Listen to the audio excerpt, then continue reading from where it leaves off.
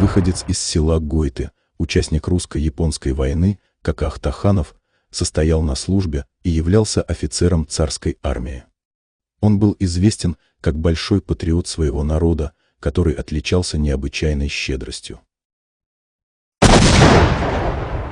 10 августа 1905 года царскими властями в Грозном были расстреляны ни в чем не повинные 17 чеченцев, в числе которых был и родной брат Каки, Шахтемир. Кровавая акция погромщиков требовала возмездия. Боль и возмущение народа могла успокоить только месть. Собравшиеся влиятельные чеченцы, среди которых был и Топа Чермоев, решили обратиться с этой болью к Зелимхану Харачоевскому. Переговоры с ним поручили Ахтаханову. Встреча Каки с Зелимханом состоялась в ауле Сержень-Юрт в доме их общего друга. Всю ночь разрабатывали план ответной акции, а рано утром в домах сельчан начался повальный обыск. Кто-то успел сообщить власти о ночном визите Зелимхана в аул. В этой ситуации единственно верное решение принял Кака.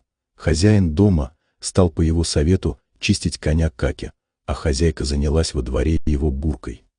Когда казаки во главе с офицером подошли к дому, в котором остановились Кака и Зелимхан, Кака вышел на крыльцо в черкеске с офицерскими эполетами. Подозрений быть не могло. Руководитель облавы доверительно сообщил Каке и предостерег его. Поблизости находится Зелимхан, и свернул с казаками в соседний дом с чувством исполненного долга. Их план был осуществлен через несколько дней. Наткнувшись на разобранные рельсы, паровоз остановился за много километров от станции Грозный в безлюдном месте.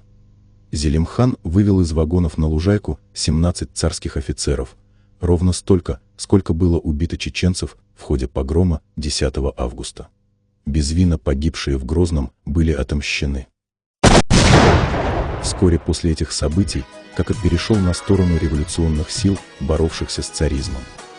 В годы Первой русской революции в 1905-1907 годах Кака поддерживал связь с членами Грозненского подпольного комитета РСДРП и вел пропаганду среди чеченцев, направленную на свержение царя.